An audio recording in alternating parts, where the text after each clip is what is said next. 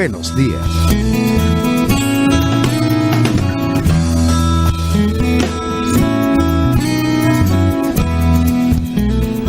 Seguimos en esta mañana de Buenos Días por la televisora Andina de Mérida y ya está con nosotros el padre Edward Molina Escalona. ¿Por qué está con nosotros? Todos los miércoles a esta hora y en el marco del primer centenario de la arquidiócesis estamos haciendo análisis importantes sobre el recorrido para hacer cumplir esos 100 años. ¿Cómo ha sido el comportamiento de la arquidiócesis? ¿Cómo han sido los distintos gobiernos arquidiocesanos? La semana pasada hablábamos de Antonio Ramón Silva, el último obispo de la diócesis, primer arzobispo de la arquidiócesis de Mérida. Y hoy vamos a hablar de quien por más de 40 años dirigió los destinos de la iglesia, con una labor fecunda que aún se mantiene de pie. Se trata de Monseñor Acacio de la Trinidad Chacón Guerra, el patriarca de los Andes, dice Nilson Guerra en su libro, que fue editado por la Fundación Alberto Adriani, y nació en Loma Verde, parroquia Constitución del municipio Lobatera del estado Táchira, el 8 de junio de 1884. ¿Cuántas cosas, Padre Edward? Muy buenos días. ¿Qué decir sobre este pastor de la iglesia, este dinámico pastor de la iglesia, que nace en la época de Joaquín Crespo, que crece en la época de Juan Vicente Gómez, que hace fecunda su historia en plena dictadura de Marcos Pérez Jiménez y vive la democracia y el nacimiento de la democracia? ¡Qué bárbaro! Muy buenos días. Buenos días, Jorge. Buenos días, Mérida. Una alegría poder compartir hoy este ciclo de entrevistas en las que damos a conocer el perfil, la vida señera de nuestros pastores que han hecho y sembrado el Evangelio en esta tierra hermosa de Mérida. Hoy nos toca hablar de un querido arzobispo que para mí tiene una gran afinidad, pues yo soy hijo de el municipio Arzobispo Chacón y por eso desde niño pues nos tocó aprender mucho de Monseñor Chacón y ir a los actos en la plazoleta Monseñor Chacón de Canaguá a cantar el himno cuando era su fiesta. Por lo tanto, luego como cronista me tocó la cercanía de su investigación de su vida y con la familia Chacón siempre pues acompañándoles como hemos hecho en la iglesia. Monseñor Chacón nace, como ya usted lo ha dicho, allá en esa aldea Loma Verde, Lobatera, y hay algo impresionante. Ese muchacho en esa aldea, en esa comunidad, tiene 3 hermanos, María, Abelardo y Anita.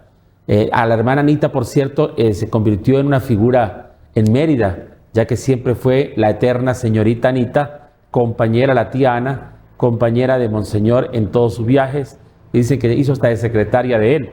Y era la que lo aconsejaba, la que los curas la buscaban para que intercediera por ellos cuando hay algún problema, les ayudara. Por lo tanto, Anita fue la figura materna, llamémosla así, femenina, que impregnó la vida del gran arzobispo Chacón. Luego crece en esa pequeña aldea con la instrucción de sus padres, don Eleuterio Chacón y también doña Ana, que fueron una pareja de un matrimonio consolidado, esos matrimonios andinos firmes. Doña Ana Gregoria y don Eleuterio vivieron una vida de verdaderos valores, de encuentro, diálogo, respeto, trabajo en el campo, oración, y lo envían a la escuela de Cordero a estudiar. En esa escuela de Cordero se forman las primeras letras y escuchan de la famosa escuela de varones de La Grita, Sagrado Corazón de La Grita, que era para varones en aquel entonces, una escuela que significó la gran enseñanza de los Andes. Llamémosla así, fue el Don Bosco de los Andes, Monseñor Jáuregui. Monseñor Jáuregui se va y se siembra allí en esta escuela donde da la oportunidad a que jóvenes varones de todas partes de la zona andina vengan a prepararse a estudiar y lo forma al estilo de Don Bosco, con un método muy parecido. Es la introspección, la mirada hacia lo interior, luego las grandes ciencias clásicas que existían, la cultura general. Por lo tanto, salen muy consolidados. De allí sale el general Eleazar López Contreras, de allí sale Monseñor Dubuc, que fue el obispo de Barquisimeto, Monseñor Mejía, que fue obispo de Guayana. y Monseñor Chacón, que fue obispo. 3 obispos salieron de esa primera escuela que surge allí. Era una escuela, no era un seminario. Era una escuela. Después, más adelante, Pero, los padres... pero siembra valores. Siembra valores. Después los padres eudistas retoman el colegio, pero con el nombre de Quermaría. Quermaría. Y es cuando le dan el toque del seminario, que es donde estudia Alexis Montilla también. Por allí. cierto, ahí es donde estudia Alexis Montilla y comienza toda su vida histriónica, apegada al arte, apegada al teatro, etc. Pero tiene la raíz en la escuela de varones. De Monseñor Jáuregui. De Monseñor Jáuregui. Luego, fíjense lo que sucede. En este momento, los seminarios de Venezuela han sido clausurados. ¿No? Recordemos el decreto de Guzmán Blanco, y los obispos toman la iniciativa de formar a los sacerdotes en Curazao. Recuerdo que Antonio Ramón Silva se ordenó en Trinidad. Así es.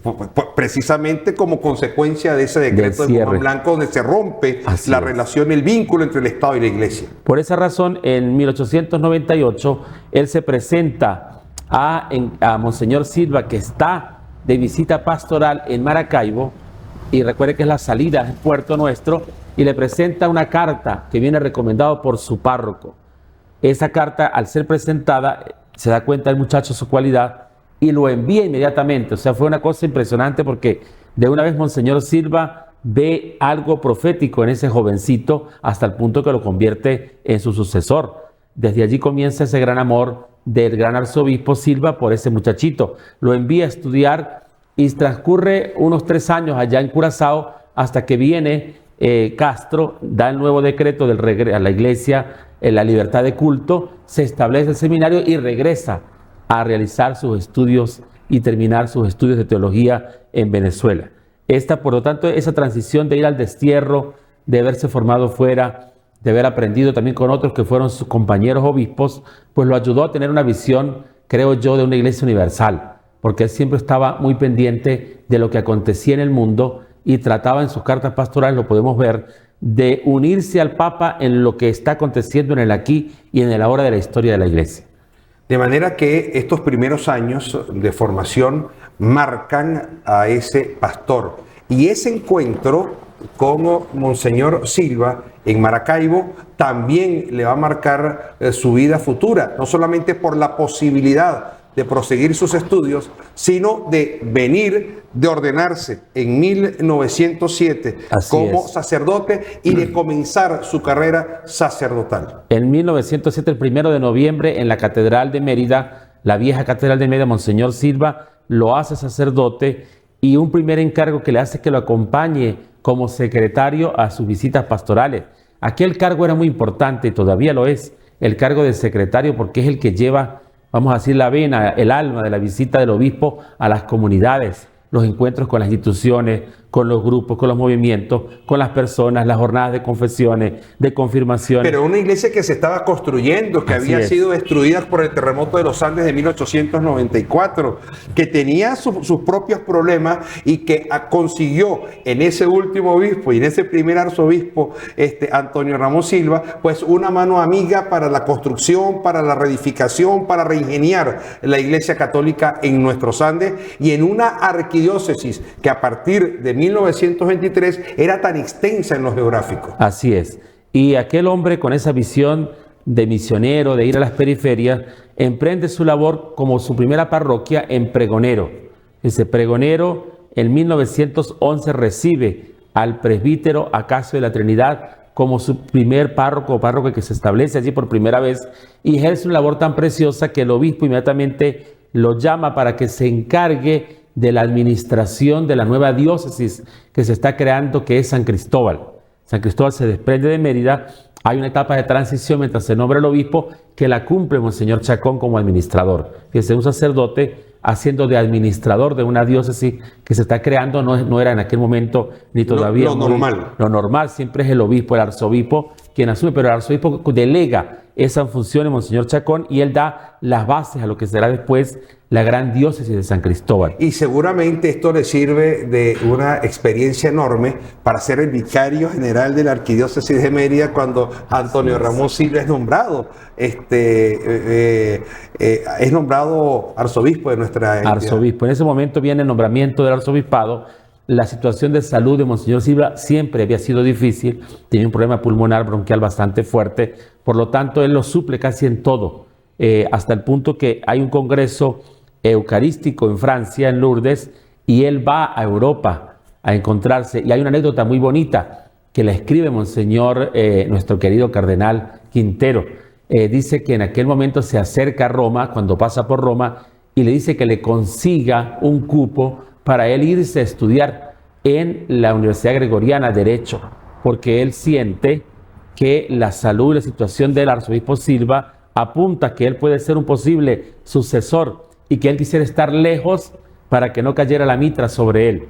O sea que tampoco es que él busca ser obispo, sino él al contrario se pone al servicio de la iglesia. Y entonces Monseñor Chacón, el cardenal Chacón le aconseja, el cardenal Quintero, perdón, le aconseja que regrese a Chacón a Venezuela, que retome, que se anime, que si Dios lo tiene para esto, pues que eche para adelante. Y también se reúne, fíjense lo que es la vida, con Monseñor Pulido, están los dos estudiando, Monseñor Pulido Méndez, Rafael Pulido Méndez y el cardenal Quintero estudian los dos en ese momento en la Universidad Gregoriana. Y él se hace acompañar por los dos en todo lo que es la responsabilidad que tiene de Roma, porque ha sido delegado para participar en Roma, y después los convierte a ellos dos en sus secretarios y sus coautores, para que veamos lo que es la vida. Hay otra coincidencia en estas historias, y es que el 2 de octubre de 1915, Monseñor, el padre Acacio de la Trinidad Chacón, bautiza a Miguel Antonio Salas. Y esto es un elemento coincidencial enorme. El segundo arzobispo bautiza al quinto arzobispo de Mérida.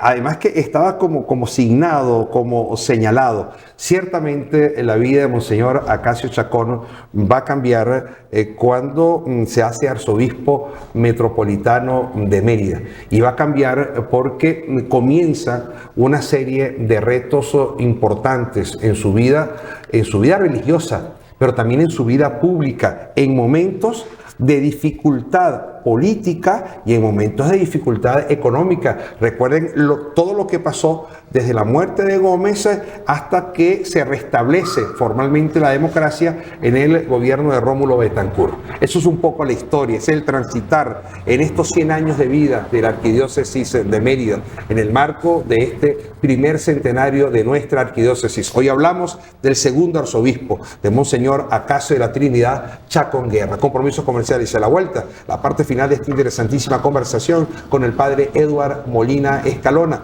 párroco de Santiago Apóstol de la Punta, vicario para la pastoral de la arquidiócesis de Mérida, profesor de historia de la iglesia del seminario de San Buenaventura de Mérida. Compromisos comerciales. Buenos días.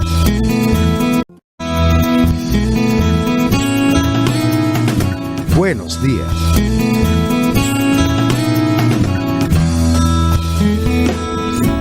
Seguimos en esta mañana de Buenos Días por la televisora andina de Mérida.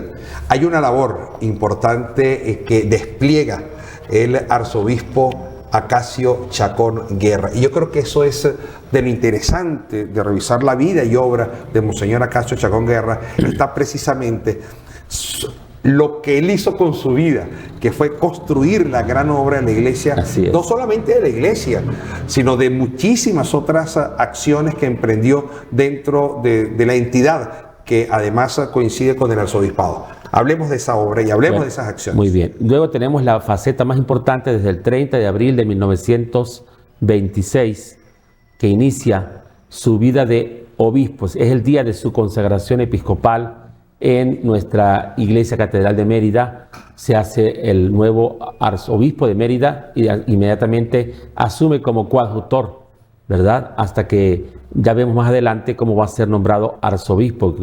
Inmediatamente a la muerte de Silva le sucede como arzobispo. Pero lo importante de esto es ver la primera carta pastoral que él escribe como obispo. Dice que tiene 3 grandes finalidades su episcopado. Primero, la instrucción pública, fíjense. La instrucción, la educación. Y hay que ver la cantidad de escuelas arquidiocesanas que se fundan gracias a ese empeño de Monseñor de la educación.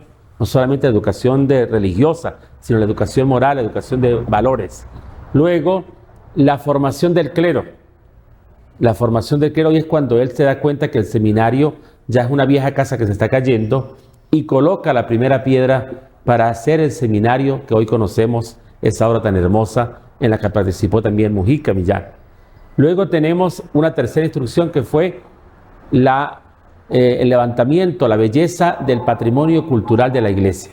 Él decreta que tiene que hacerse una revisión profunda a las obras de la iglesia. De ahí viene el nombre de el arzobispo constructor, porque a él se le da aquel espíritu de revisar hasta la más pequeña capilla de Mérida, las iglesias parroquiales, las obras de arte, para que vuelvan a recuperar su belleza. Y emprende la construcción del palacio que conocemos, el Palacio Episcopal, lo termina, lo remodela completamente, lo hace nuevo, la Catedral de Mérida, el Seminario San Buenaventura de Mérida, 3 grandes obras que son un ícono en él. Pero aparte de esto también hay una labor preciosa en esa parte formativa que fueron los congresos. Hace que congresos y asambleas son 2 palabras muy importantes en la vida del episcopo Chacón. El Congreso Obrero, por ejemplo, el reunir y estudiar la doctrina social de la iglesia, un tema que en Venezuela no pintaba mucho, porque recordemos en Europa pues fue un gran revuelo, León XIII, pero todavía en Venezuela como que no había necesidad de esto, y ya comenzaba la gran Venezuela petrolera, por lo tanto hay una situación con los obreros, y él convoca a la iglesia para que dé una respuesta, ¿qué debe hacer en este momento Venezuela para atender la necesidad de los obreros? Luego tenemos el Congreso de Catequesis, el revisar la catequesis que se viene dando, cómo refundar una catequesis que se adapte a la familia, que los papás sean los primeros catequistas. Tenemos un congreso precioso que es el de la familia, también hace el Congreso de la Familia, el Congreso Eucarístico.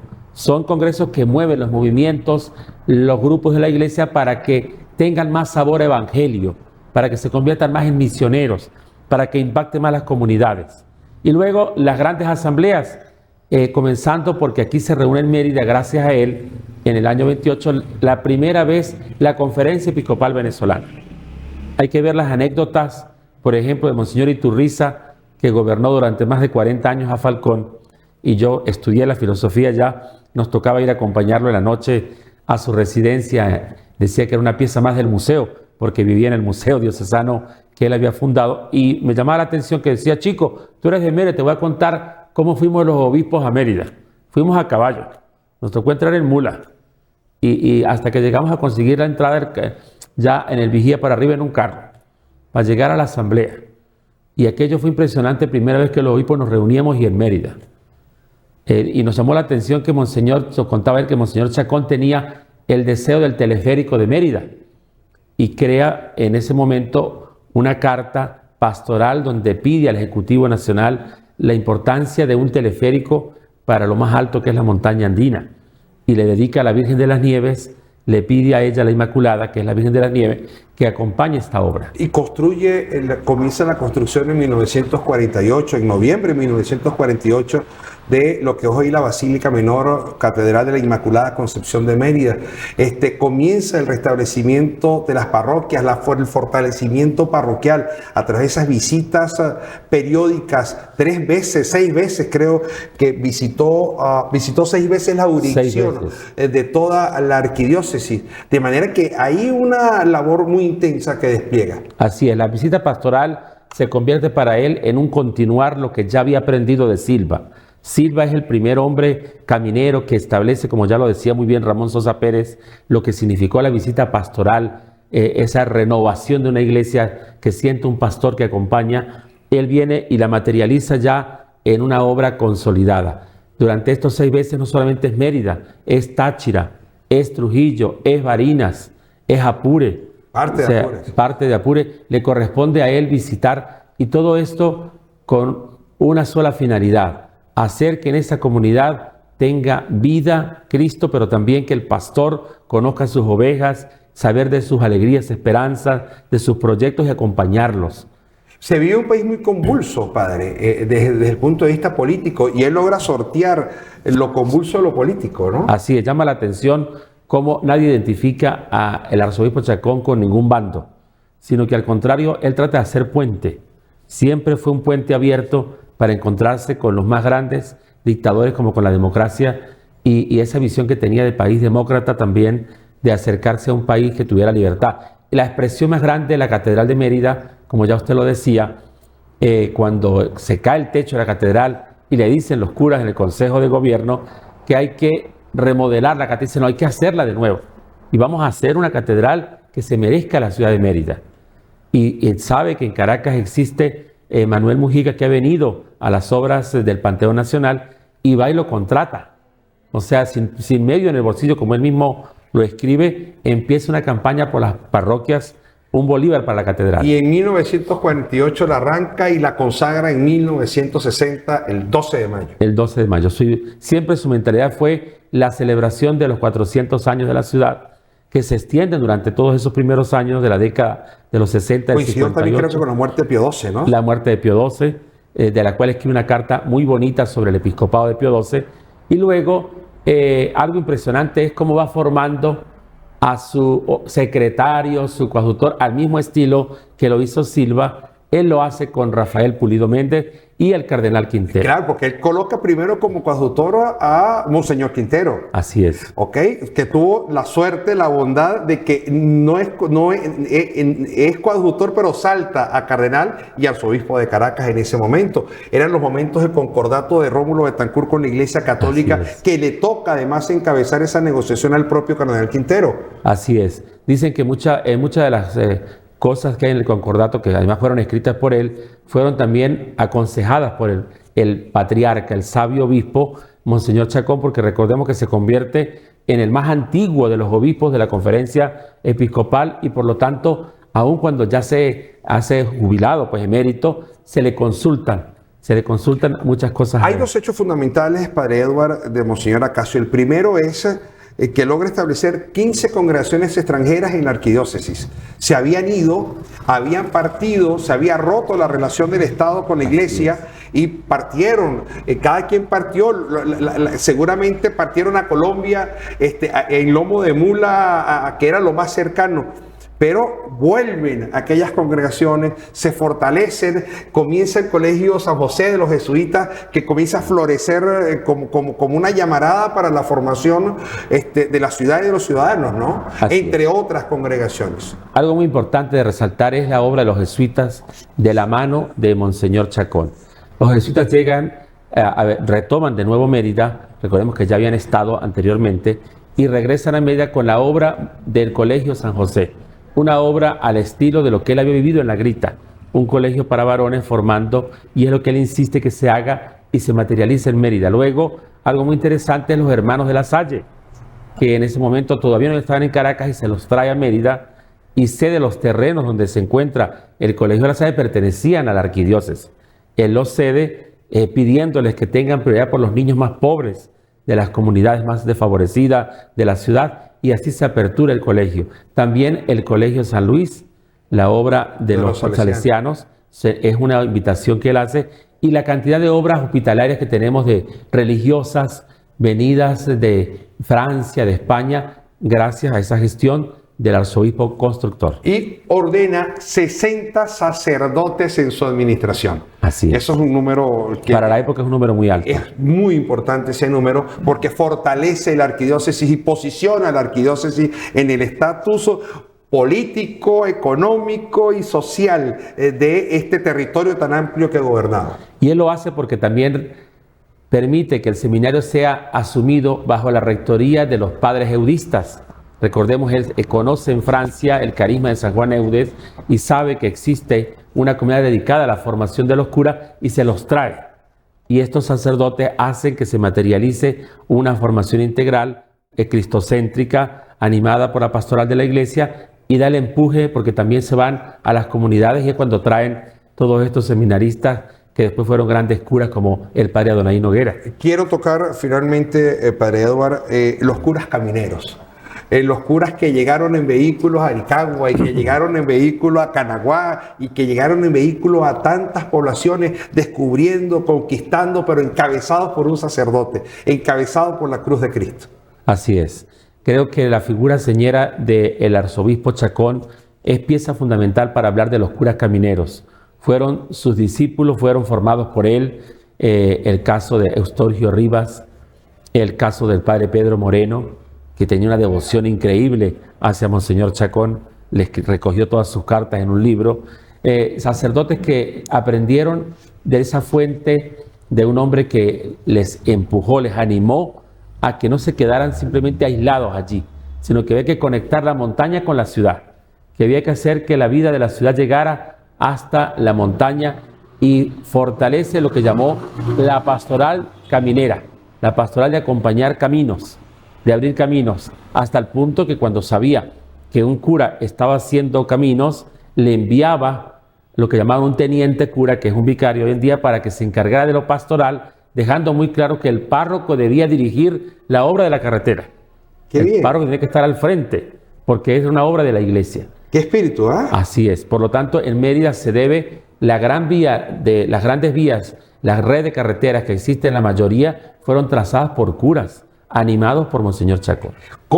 ¿Qué legado le deja Monseñor Chacón a la Arquidiócesis de Mérida en este primer centenario, padre? ¿Cómo enumera ese legado? Bueno, contando los números de los 7 arzobispos que llevamos ahora con nuestro querido Monseñor Lisandro, sabemos que entre Monseñor nuestro querido Cardenal Baltasar Porras y Monseñor Chacón prácticamente se llevan los 80 años. Los 80 años de arzobispado. Por lo tanto, en 100 años, 80 años, pues se puede decir que entre los dos, haciendo un paralelo, ¿verdad? El uno sienta las bases y el otro, como un Pedro y un Pablo, asienta las bases de la arquidiócesis, Monseñor Chacón. Asienta las bases. ¿Qué otra característica, qué otro legado le deja a esta arquidiócesis, Monseñor Chacón? Le da el legado de la institucionalidad de la iglesia presente. El cura es una autoridad.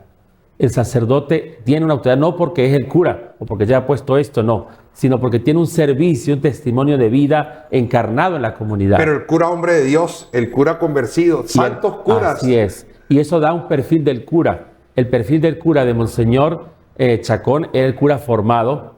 Hay una anécdota muy bonita que cuando estaba muriéndose, un sacerdote de la iglesia nuestra ya mayor se acerca, ¿verdad?, a confesarlo, y le va a hacer los ritos en lengua española, en castellano, y voltea de la cama y dice, así no, en latín, en latín.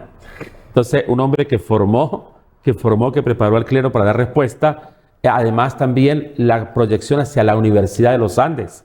Recuerden esa simbiosis que ha existido entre universidad e iglesia, la hija de la iglesia, la Universidad de los Andes, cómo él fortalece esa relación, y muchos de los núcleos que fueron creados, él los apoya a la construcción.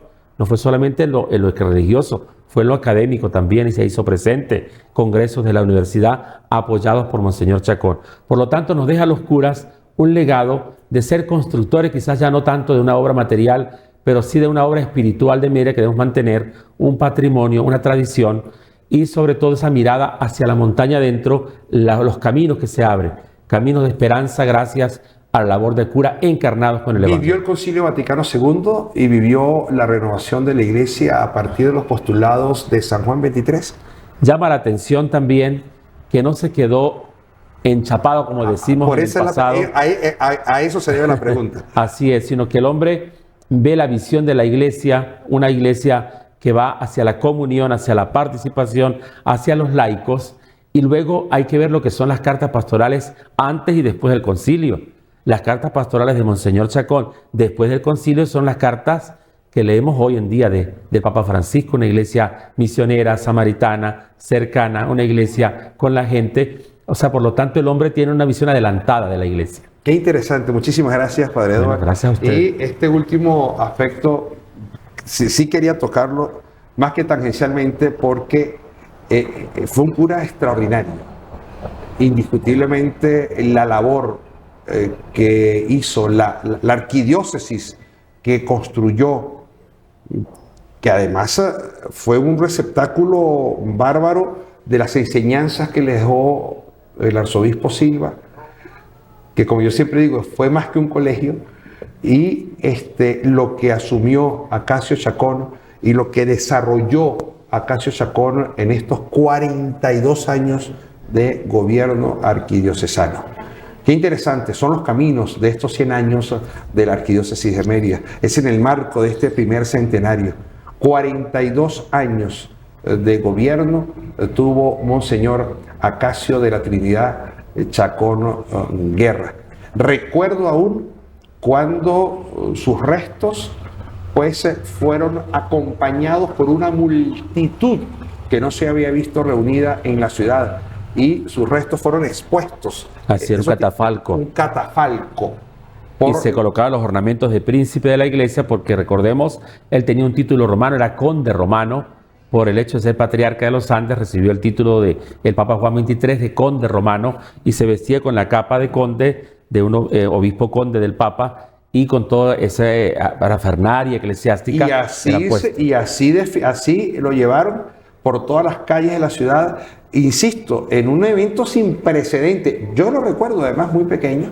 Recuerdo aquel evento, recuerdo aquella manifestación de amor y de afecto a Monseñor Acacio Chacón Guerra. Está en la catedral. En la catedral, su gran obra. Se preparó de una vez, dicen que él mismo, me contaba doña Betty Chacón, que él mismo escogió dónde iba a ser sepultado, y allí se encuentra nuestro segundo arzobispo, Monseñor Chacón, que nos honra pues, y hoy también muchas cosas llevan el nombre de él: el municipio Arzobispo Chacón, el colegio Monseñor Chacón en La Zulita, algunas calles llevan el nombre de Chacón. Pues esto es el significado de un legado, una iglesia de Mérida que ha sido presencia, que ha sido comunión, que ha sido estar con los pobres. Gracias, Padre Edward.